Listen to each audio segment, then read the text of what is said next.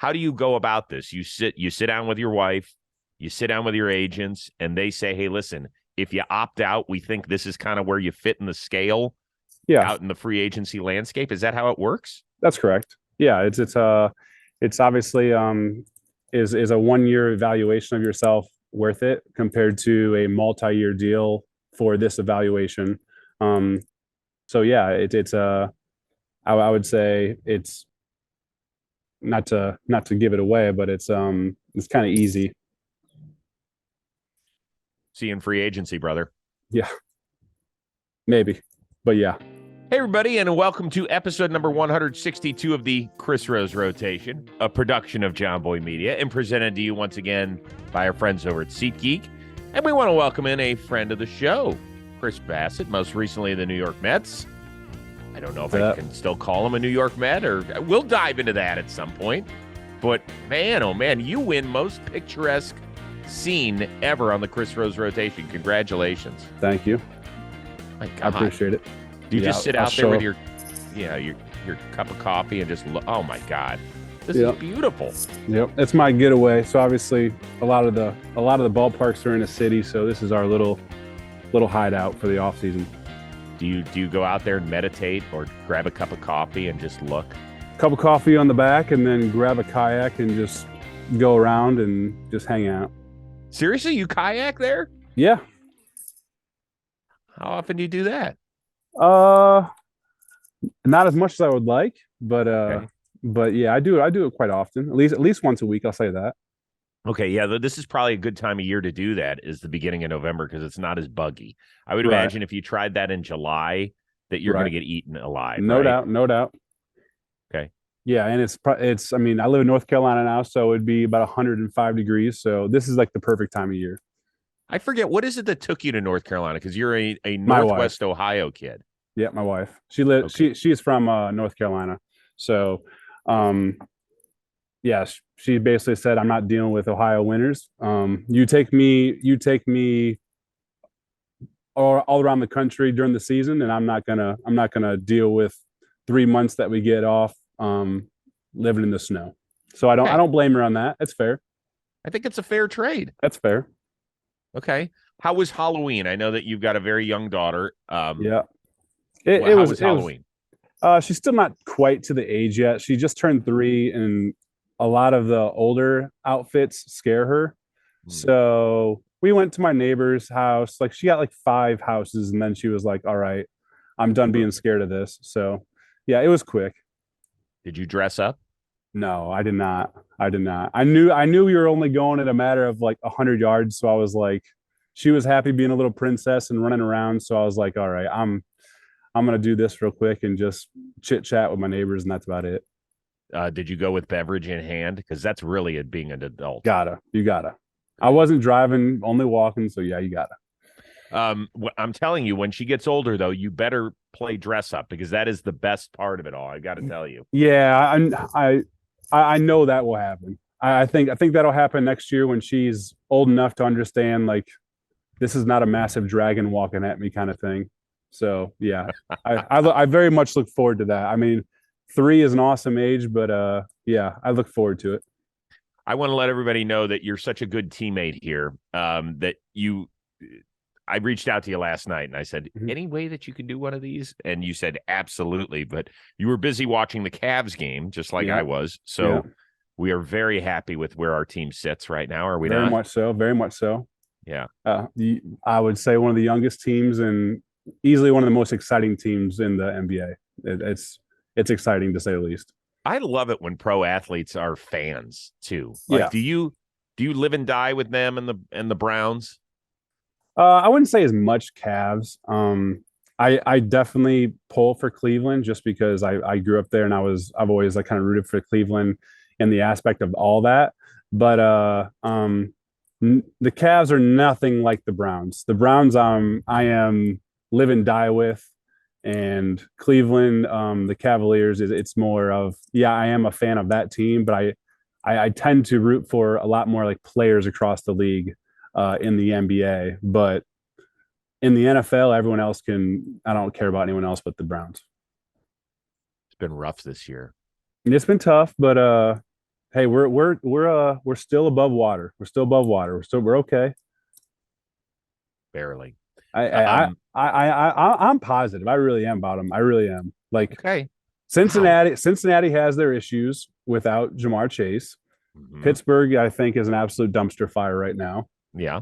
The Ravens are, I think, very good, and they They're added really some. good. They added some pieces. Yeah. But the Browns, if they can just stay afloat until Watson gets back, and then hopefully he becomes who he was, I think we have a chance. It's interesting. So why don't we get there as a pro athlete? We don't need to talk about the particulars of the Deshaun Watson, but I think it gets to kind of a bigger issue that nobody who's in the Browns locker room gets to choose who their teammates are, right? Mm-hmm. And I'm sure that you've had guys over the years, people you don't agree with, whether it's ideology or what they've done. You're not always going to, I mean, in a perfect world, we're rooting for wonderful human beings, but not everybody's Steph Curry, right? Not everybody can be great and seemingly a great person. And the same thing goes for the media business. Not everybody that you love is a great human being either. How do you deal with that as a teammate with a guy you might not respect? Yeah, that's a really tough one. I have been really blessed in the aspect that I've had few and far between in that aspect. But especially having a daughter, and that kind of opening up a light on basically all those issues. That'd be a really tough one for me to handle. But I don't know how it really is with football, with baseball. I think the kind of like the general rule of thumb is like you can kind of handle one bad apple in your group as long as your other guys are really, really good. But I don't know. I mean, like I said, that's a tough situation because of how I would say, I mean, with women's rights, like I don't know how I could look at him the right way. And me having a daughter, I just don't know how I would do that. Obviously, I think it would have to be me and him kind of having a conversation of being like, listen, what, like man to man, like what's going on here kind of thing, and seeing if we can work past it or not. Yeah, it's interesting because guys don't really have a choice you're told who your fellow employees are. Right. It's not like you're going to stop doing what you're doing for a living either. It's not like if you don't agree with something, I mean, you have to provide for your family. It's something you love to do, and nobody should ever be put in that position, I think. So I always find that fascinating. You have a mutual option, correct? Yeah. And so you have to decide relatively soon whether or not your side is that accurate? Yeah. So it's I believe, I'm not sure the timeline exactly of it. I know my agency definitely does. I try to stick away from all this stuff and just, like I said, just live my life.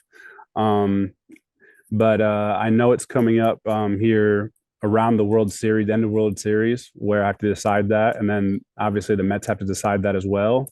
And then go from there. But I believe you're first to act as the player is what I read. That's right. Yeah.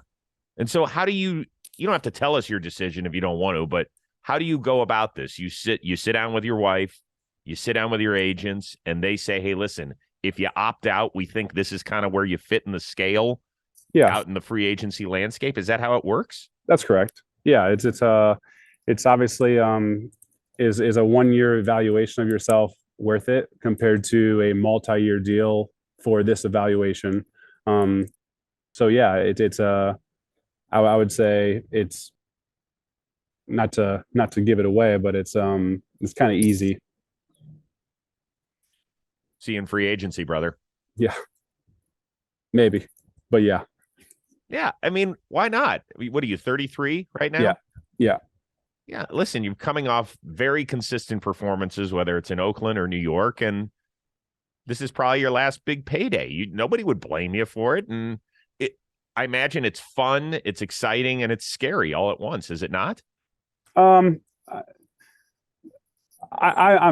very good at kind of isolating everything and just separating everything that needs to be separated. So like I'm worried about myself. I'm worried about my family. I'm worried about just having fun, honestly, right now with my daughter and my wife and everything else like that. And honestly, free agency is not even like a thought of mine throughout the day. it hasn't really even started. I know it won't even really probably pick up until like January, February. That's just the way it kind of goes. I'm sure there might be some talks, but overall, it's just like I guess you can go and have fun and read all the articles about you, but I mean, half of them are written from an ownership bias, and the other half are written. There's a lot of stuff put out there that just doesn't even quite make sense from a lot of standpoints. But so like I said, I try to separate it all. I try not to even like worry about it and deal with it until teams get serious, and then we'll figure it out. Yeah, I mean, you're going to be pitching somewhere. It's Yeah. just that you want to. I'm always curious about the process, right? Is that it's basically you and your wife sitting down and figuring out where you guys can be happy. Right. Obviously, dollars make sense. They have to. This is what you do for a living. Right. And where you could win. I Yeah. mean, isn't that kind of the equation? I think literally that's the 3 bullet points. That's literally it. And I think you kind of I would say you almost hit the order on the head. I think family is the most important thing, for me at least. If happy wife, happy life, and the way that organizations treat families is, I would say, the utmost importance for me. And not to give them a shout out, but I think they kind of deserve it. I think the Mets, I don't want to degrade other organizations, but I don't see how other organizations can be better than what the Mets do. And I think Alex Cohen has a lot to do with that. It's just from a family room standpoint to how all the wives got along. The group was absolutely unbelievable, and there was never drama and stuff like that. So yeah, the wives were happy. So hey, it's a lot easier for all the husbands to kind of come in and be like, "This is a good day," kind of thing. So seeing that this year, we want that again, whether it be in New York or somewhere else. And then obviously, like I said, winning is very, very important. And then money as well. More in the interview with Chris Bassitt coming your way in just a second, but today's edition of the Chris Rose Rotation presented to you by our friends over at SeatGeek. It is the best app to get sporting tickets, concert tickets, whatever you need. So I need you to follow a few instructions here. Grab your phone, go to the App Store, download the SeatGeek app, use the promo code ROSE. You're going to save $20 off of your order. It is that simple. Now, here's the thing I love about SeatGeek. You want to go to a baseball game in 2023? You want to go to an NFL game coming up next Sunday? You want to go to college football, NBA, NHL? You want to see your favorite musician in, live concert, whatever? SeatGeek is there for you. Not only are they going to get you seats, they're going to tell you when you're getting the best value because every ticket is rated on a scale of 0 to 10. It's also color-coded: green, thumbs up; red, thumbs down. I recently used this app to purchase my Cavs at Clippers tickets. I felt great about the tickets. They weren't the best seats in the house, but they're really good, and they are the best deal possible. So once again, go download the SeatGeek app, use the code word ROSE for $20 off of your first purchase with that promo code. So you can either download it or click the link here in the description to download the app. Off you go. Who knows? Maybe I'll see you at a game real soon. Well, obviously you got traded to New York, and it sounds like your experience in Queens was very positive. Is that what I'm reading? Yeah, no doubt. I thought from top to bottom, it was an unbelievable experience. Going there, I obviously read some bad things about the Mets and how they were handled years past, but I think Billy, the GM, and Cohen, and obviously Bucket as the manager, quickly turned things around, and it was an unbelievable year. It was a great year. Do you know Stevie Cohen at all? Did you ever talk with him? Very little. Honestly, when he was in the room, I know he has a lot going on, and I don't. What am I gonna come and say like hi, like thanks? But yeah, I mean, I talked to him a little bit, but nothing crazy. So maybe during negotiations, if you have any interest in going back, you guys could have like a little Zoom like we're doing it. I'll be happy to act as an intermediary if you need it. That's it. Talk about the Cavs and business and everything else. He may get some business tips. Yeah, I'll write a few of those down and then probably not use them wisely. That's my guess. Me and you both. Yeah. What was because you got to pitch with two guys. I mean, Scherzer's going into the Hall of Fame, and depending on how people will see deGrom's career through a voting lens, could end up in Cooperstown one day. Give me the best story you have with either one of those guys. Yeah, it was always a one-up, I would say. That the best story is just like it was always how many no-hitters you got? Well, I got this many. Well, I got this many. How many Cy Youngs you got? Well, yeah, I got two. I got three. Like it was always a one-up, and I think Scherzer kind of always had him beat. But in my eyes, I think deGrom's a little bit better than Scherzer. So it was like, well, until you get these stats, I'm the best. But those two are just all-time great pitchers in my eyes. They're both Hall of Fame type pitchers. Scherzer's obviously, I said, a no-doubter. I think deGrom should be a no-doubter. I don't care how much shorter or longer his career is. What he's done is unbelievable. But yeah, just being around those two, it was fun to watch, and obviously being around them, and not just that. Like I know we talked about Cleveland a little bit, but like my favorite thing going over to the Mets was not even like Matt. Like everyone that made a big deal about Max, everyone made a big deal about deGrom. My favorite thing I was going over there, I was like, hey, I got to meet like Cookie, like because like growing up and like watching him, I'm like, yes, like all right, that's who I'm excited to see is him. And obviously I knew Ty a little bit, and I was excited to like talk to Ty because I knew he was a very good athlete, kind of similar past and similar hobbies. But yeah, Cookie was the guy that I was really excited to see. What a good dude, isn't he? A plus. I mean, all the guys like Ty was awesome. Cookie was awesome. Like all, that group, like Lindor, obviously that group was awesome. They're just how short we fell for expectations that we kind of put on ourselves. And I'll take a lot of blame of that too, obviously, the way that we ended. But yeah, I mean that was a really tough year to go with, just because I think we had just such a great group of guys that was just every day it was so fun to be around. That's good to hear. How much I know the season didn't end the way you personally wanted, right? Yeah. It had a rough start in Atlanta, had a rough start against the Padres in the finish of the wild card round. How do you handle that as a guy who in baseball you have to be able to turn the page, but those are like the last two memories you have from what otherwise was an excellent year for you?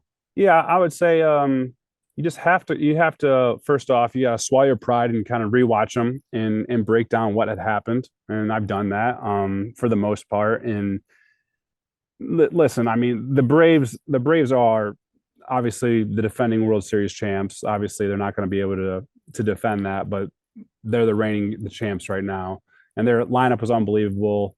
And that start, I beat myself for the most part in just walks. I don't know how many walks I remember in that game. And if you walk as many guys as I did in that game, bad things are going to happen. They might score a couple runs against you, but you got to make sure they earn every single one of them.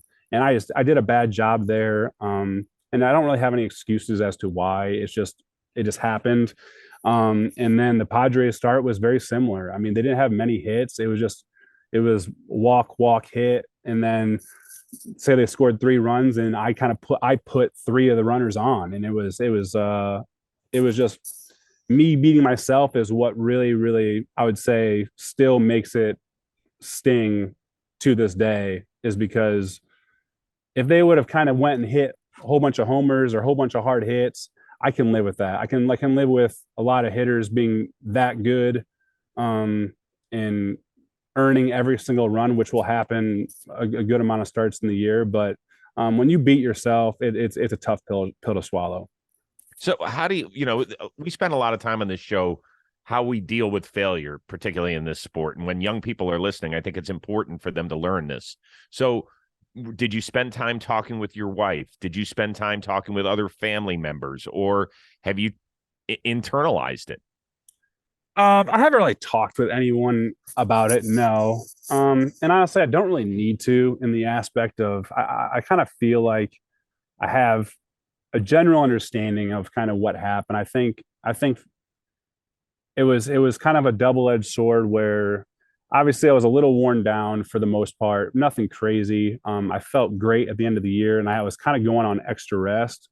but I felt like I was just trying to overthrow. I was trying to do too much in both starts, really, instead of just kind of going out there and saying, listen, if they beat you with your stuff, they beat you.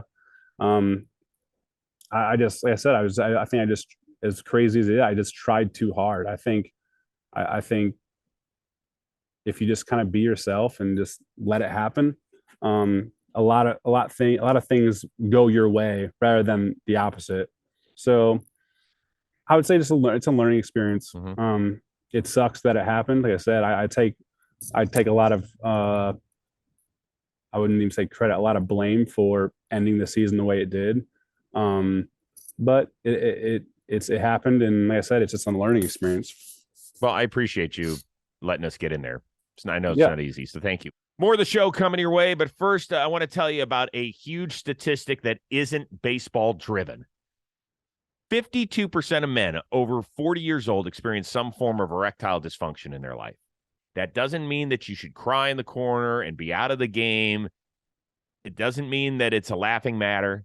It means you should go get it taken care of with the best team around, and that's where Roman comes in handy. It is the digital health clinic for men. It offers a genuine FDA-approved medication for as little as $4 a dose.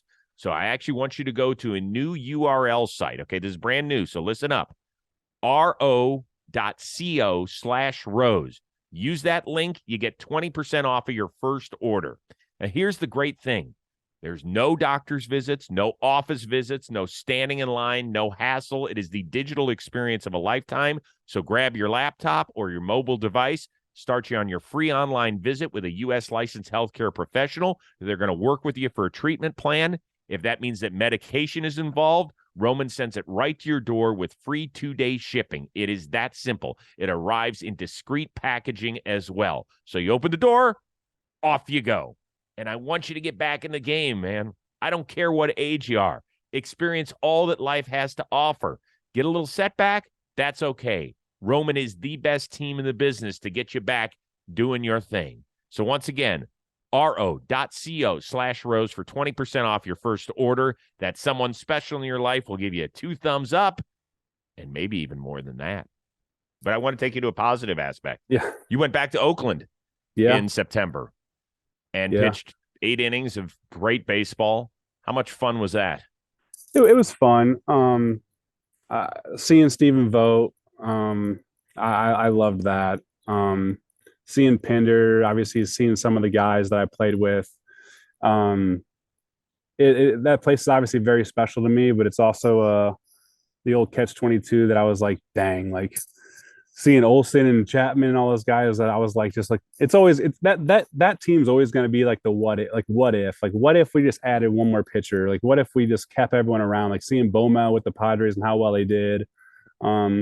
It's always going to be a what if, but I mean, that's what kind of makes it fun, is just the what if.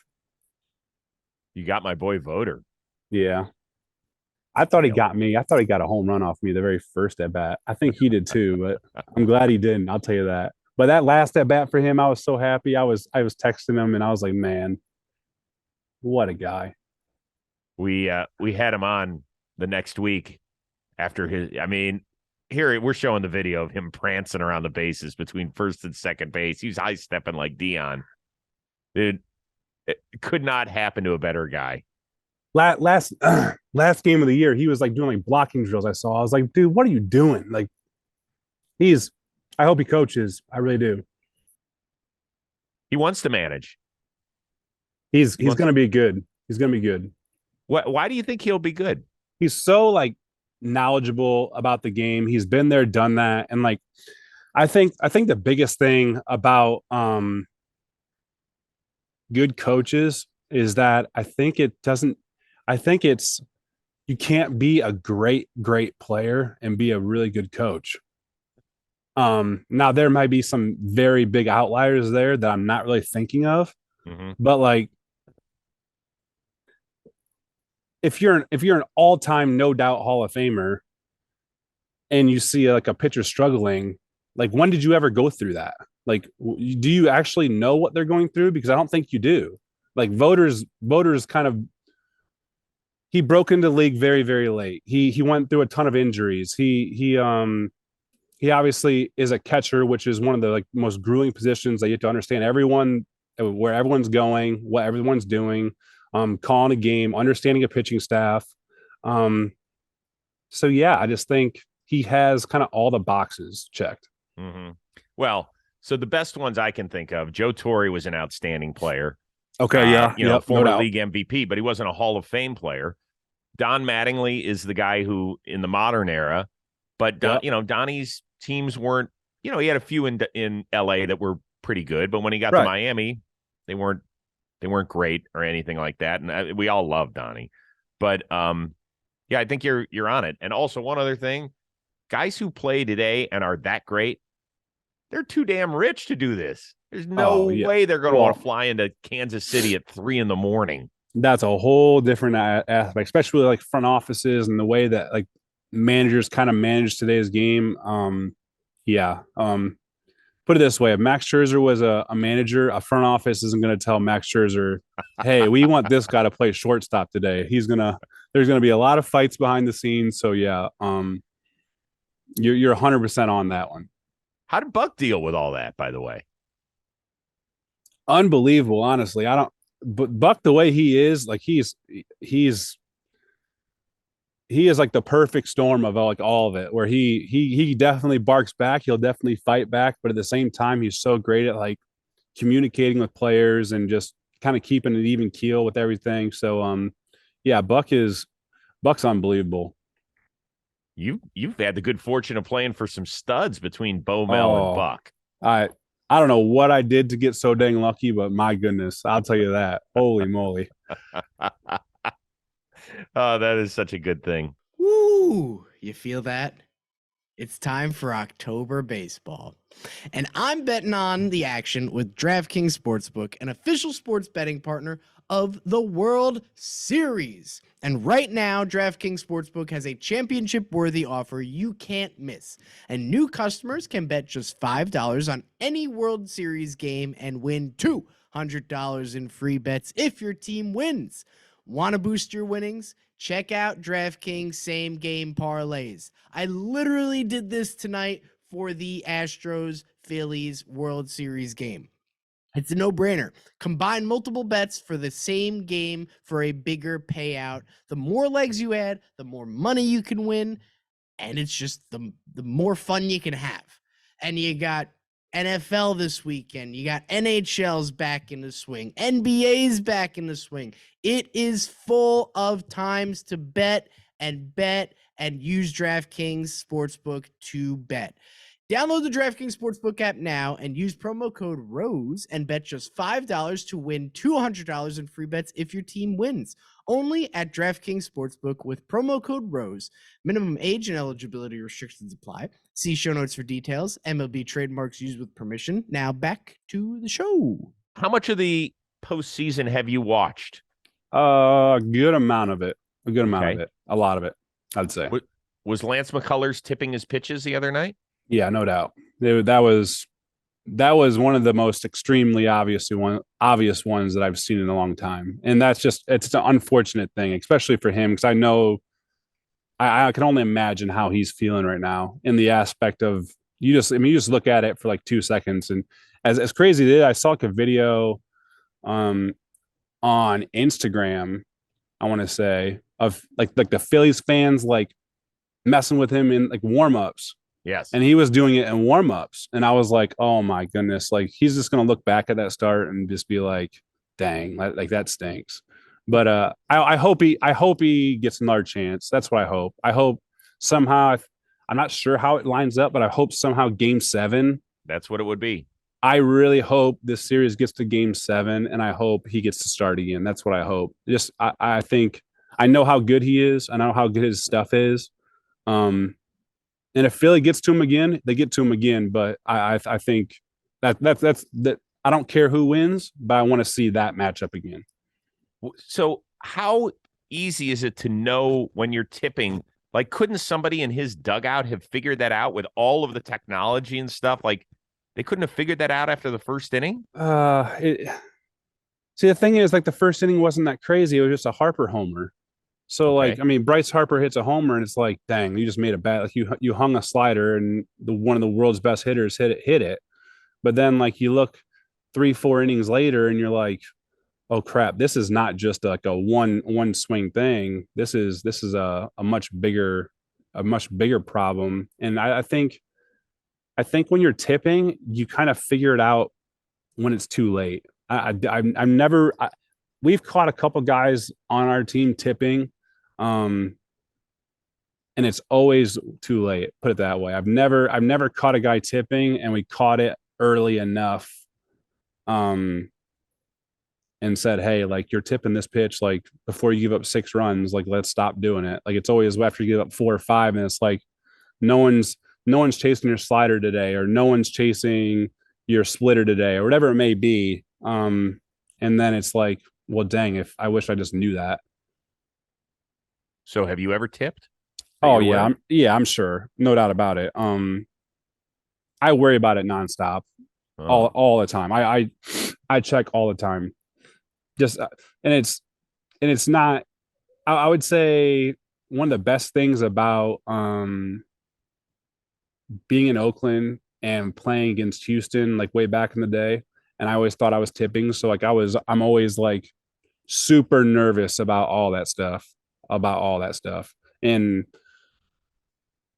yeah, like tipping from guy on second base, tipping from say how many head shakes or how long you're waiting. There's so many ways to tip, and now there's so many people kind of looking into it that it's definitely on the forefront of my mind before every start. Having played against the Astros in the American League West as long as you did, do they need to win the World Series to legitimize this great run they've been on the last 6 years? No. If they win this year, I think people will still not give them the credit they deserve.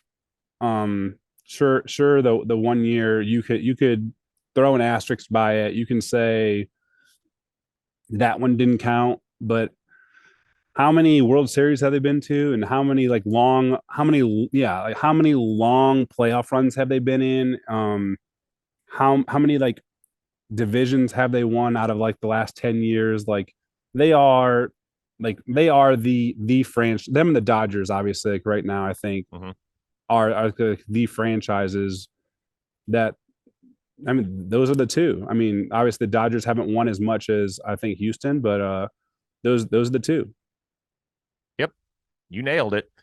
How in the world was there a poll a couple of years ago where Bryce Harper was voted by his fellow players as the most overrated player in baseball? Yeah. Playing in New York, I have realized, and I kind of realized this well before New York,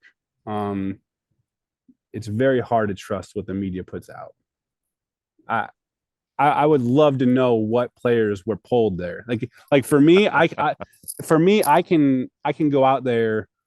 I could post something right now and say I polled the players, and the players say I'm a Hall of Famer.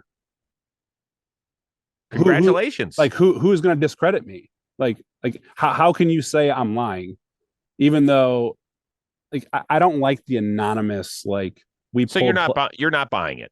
0%. The guy hit 300 with how many homers, and he plays a good outfield. Obviously has a messed up arm, but come on. Is Altuve bad? Is Aaron Judge not that good? Come on. No, that if players actually said that, man, come on. What are you watching? He's awesome, isn't he? He's unbelievable. I mean, he's unbelievable, and what he's doing in this postseason. I every time he comes up, I'm like, why are you guys pitching to him? He's red hot. He's one of the best hitters in our league. He's been one of the best hitters in our league, and yeah. And I know that when he came up, what year did you break in? 14. Okay, so he had been up for a few years by the time you got here. I don't know if it's because he didn't have a great veteran. I know that Mark DeRosa, who I'm friendly with, was only there for a year, but maybe he didn't have the best veterans helping him lead the way when he got up here. Right. But man, I don't ever feel cheated as a fan when I watch him play. He says all the right things. Like, I don't know what the worst thing he's done. Like, Yeah, I think it might stem. I mean, obviously, I don't judge anyone by anything that they really like will do in the aspect of like if they say something wrong or they make a little misstep or whatever it may be. Everyone grows, everyone learns. And he broke into the league at what, 18 years old? 19. He came 19, yeah, 19 years old. Like, who the heck am I to judge a 19-year-old? Are you kidding me? Like, I pray people weren't judging me at 19 years old. I'll say that. So, like, for him to be in the big leagues at 19, and then people to somehow say like this guy's overvalued or whatever it may be because a 19 to say 21 or 22-year-old is messing up. Like, do you forget what you were at 19 to 21, 22? Like, what he's done, not gotten really in trouble, everything like that. A+ on my books. Like, good for him. What were you doing at 19? Oof. I mean, where were you? College, Akron. You were a zip at 19, huh? Yeah. I went to Miami, right? Yeah, I know. Okay. Yeah. I used to call the college baseball games down there on radio. Right. I was there, and I want to say that Dustin Hermanson, remember him? He used to pitch for the Cardinals. He was he might be a little too old for you. Yeah, the name doesn't really. He went to Kent State. Okay. Can't read, can't write, Kent State. Yeah, and but they can play baseball. I'll tell you that. Yeah, well, they could back then. He ended up being the number 3 overall pick from the MAC conference. That was a big deal back then. Holy moly! Yeah. Did we have any good players in the MAC when you were there? Oh yeah. Chafin with the Tigers right now. He was Kent State. Travis Shaw, he was unbelievable. There was a good. I mean, they made their little run in the playoffs, or not playoffs, the tournament. But they were unbelievable. Chafin was a starter at Kent, and he was fun to watch. I'll say that. He was really fun to watch. He still had that slider that he has right now, and it was not fair in college. And he ended up being your housemate. Yep. And my gosh, looking back now, I'm even more mad that he beat us because he is an absolute goofball. I'll tell you that. He is a goofball. Your refrigerator was on this show before you were. Yep. Yeah. Him and his, I want to say Lagunitas beer or something like that. Yes. He had his own little shelf and drawer that he got to keep his food, because the way that Chafin eats versus the way that I'm allowed to eat because of my wife is way different. I'm not allowed to drink, I call it pop, but soda and Doritos and all that stuff. My wife's a big health kick, like organic, all that good stuff. So, hey, this could help you pitch till you're like 43, by the way. Yeah, the Doritos and Mountain Dew that I want to consume would definitely hurt me, but I guess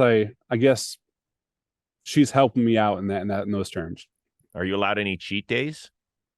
I cheat on fast food every once in a while. Oh yes. What's your go-to? McDonald's breakfast. But it's not really cheap. You could go healthy with a McDonald's breakfast. No way. No, you can't. What do you get? I like the McGriddles a lot. Oh, those are great. Mm-hmm. Yeah. You can see a McGriddle or two on this extra channel. It's definitely around there. All right. We're going to let you get on your way. We're going to spin the wheel of moderately interesting things. You'll answer a stupid question and then get out of here. Not like you haven't been answering stupid questions the last half hour anyway. We're good. Grade A. How were your grades in high school? Really good. Honor roll student all the time. Yeah. I'll say this. I was really, really good in high school. I was a mechanical engineering major in college. And then I quickly learned that I couldn't just not study. And that bit me in the butt a little bit. But yeah. I'm really good at math and science. That's your world, huh? Yeah. Well, you would like the show I do, BattleBots, then. I like that show a lot. We just finished shooting season 7 last week. Really? Yeah, it's coming out in January. So sit your butt down with your daughter in front of Discovery How much do really one of those? How much do one of those machines cost? It's fascinating. So they can get up to like the ones that are really highly engineered, like 70 or 80 grand. Holy moly! Oh, it's nuts, dude. You would have a field day out there. You walk through the pits, and these people are just geniuses. Some of them, like most of them, are from the engineering world. Right, Some right. of them have government contracts to the point where they can't tell us what they do. Really? Yes, That's cool. That's cool. it is cool. And they're a wonderful community of people. And so few of them understand what I do outside of BattleBox. They're like, okay, so what is it you cover? Like, I had to leave one Sunday to go do my NFL gig. Right. They're like, why did you have to leave? I said, because of my NFL.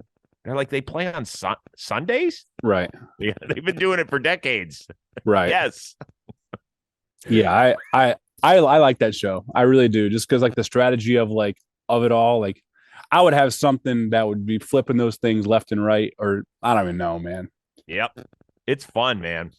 People, it's interesting because I get a lot of athletes that ask me about it. In fact, a guy named Anthony Costanzo, who was the left tackle for the Colts for 10 years, a former first-round pick, we're represented by the same agency, and he reached out and said, hey, my wife and I want to come. And they were there Saturday and Sunday, and they had the time of their lives. They are like these engineering geeks. Has anyone like came and said like, hey, I want to like kind of like how do you like say I wanted to come in and want to have a team? Yes, you're like, in. But like how do you like how does a team actually get a part of it? So you have to apply. You have to apply to be a team, and not. We only had 50 robots this year, so it's the 50 best in the world. They come from Australia, New Zealand, Holland, England. We had 2 from Brazil. I think that covers it, and then the rest are from the States here, and it's badass, man. People That's are really so cool. interested in it, and I love it. Like that, all these little kids that were there in the audience are just into it. Because for kids that aren't into sports, some there's an overlap, but for some, this is their competitive avenue. No, that's awesome. You know, that's awesome. So, yeah, very proud of it. I love doing it, and the great crossover is when the bot builders are sports fans, because there's some of them. One of them came up to me and he said, hey, the next time you talk to Kevin Millar, tell him how much their 0-4 victory meant to me and my family, because I remember being with my grandfather and winning that day, and my grandfather's crying. And I said, well, hold on. I got Millar on FaceTime. And I said, you tell him. That's so cool. It was a cool moment. That's so cool. Yeah, when the worlds intersect, that's when I'm at my happiest. No question. I appreciate you doing this on such short notice. No problem. I wish you luck with whatever decision you make. You don't have to let me know first, but if you want to, you can. Sounds good. We could break the news here on the Rose Rotation and John Boy Media. You know, we've always got your back here. I appreciate you. And I do, seriously, I appreciate your honesty. I think that it's really good for people to hear. It's not all, listen, you're one of the best athletes in the world at doing what you're doing, but sometimes it's hard. And when you don't succeed the way you want to, we love to learn how you deal with that, because it's going to help people too. I appreciate it. All right. Best to your family. Enjoy the beautiful outdoors. Go Browns. Go Browns. Cavs. Go Cavs. And sign with the Guardians in the offseason. Okay. All right.